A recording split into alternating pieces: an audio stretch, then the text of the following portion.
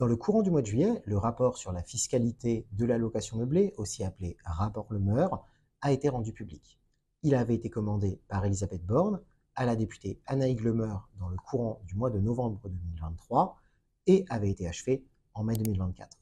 Ce rapport a à juste titre attiré l'attention de toute la sphère de la location meublée en raison des propositions de réforme qu'il contient.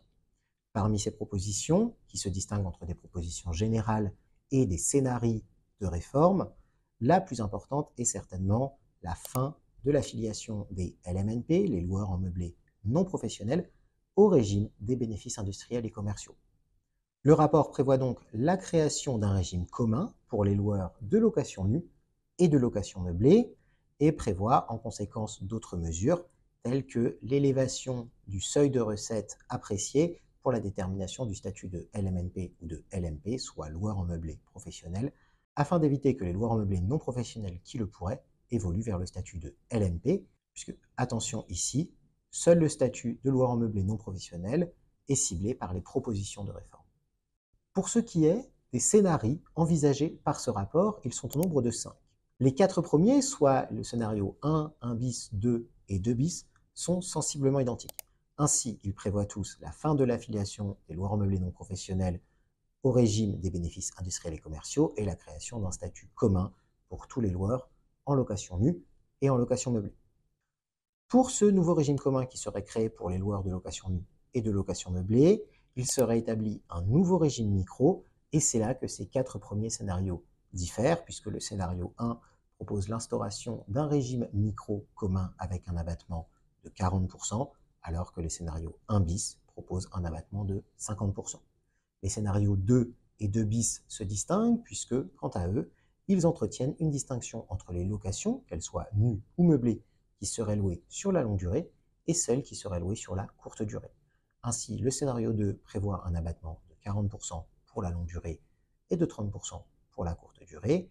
et le scénario 2 bis de 50% pour la longue durée, que la location, encore une fois, soit nue ou meublée, et de 30% pour la courte durée.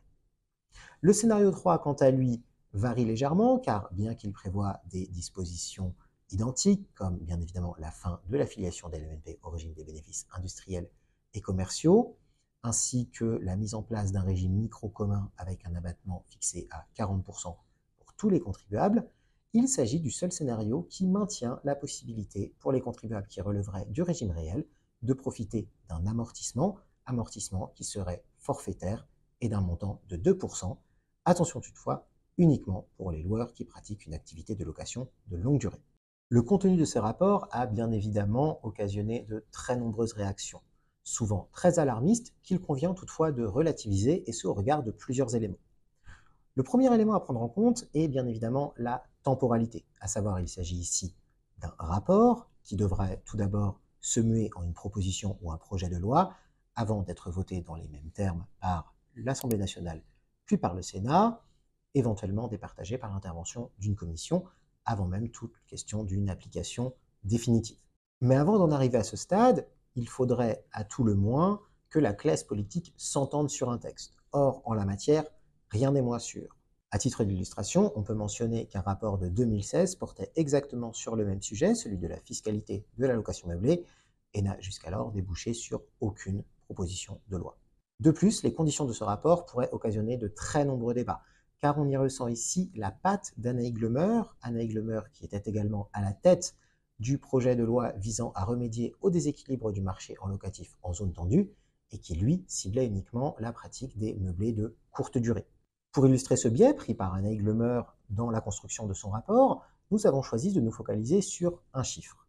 Ce chiffre, c'est celui de 52,4%, qui représente l'augmentation du nombre de contribuables déclarant des revenus issus d'une activité de location meublée, et donc assujettis au régime des bénéfices industriels et commerciaux, entre les années 2017 et 2021. À ce chiffre en est opposé un autre, moins 0,2%, c'est le nombre de contribuables relevant du régime foncier sur ces mêmes années 2017 et 2021. Bien évidemment, opposer ces deux chiffres montre une très forte augmentation des contribuables en location meublée face à une très légère réduction de ceux en location nue. Toutefois, le rapport assimile cette hausse de plus de 50% uniquement à la pratique des meublés de tourisme. Cela ne tient toutefois absolument pas compte de la réalité de ces contribuables, puisque dans ces plus de 50% de contribuables se trouvent à la fois des investisseurs en résidence-service,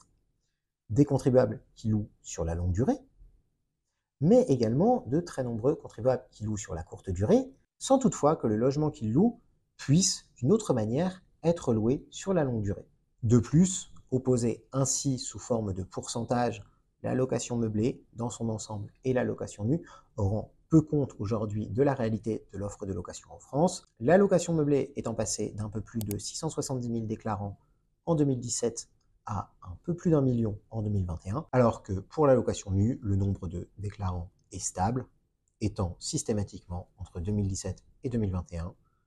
à 4,7 millions d'individus. En conclusion, ce rapport doit être interprété avec beaucoup de prudence et il faut bien se garder d'établir toute conclusion hâtive. Et lorsque l'on voit l'opposition de différents groupes parlementaires à des réformes qui toucheraient uniquement les meublés de tourisme, il y a donc fort à parier qu'un projet de réforme qui passe de la chasse aux meublés de courte durée à la chasse au LMNP suscite bien évidemment de très fortes oppositions.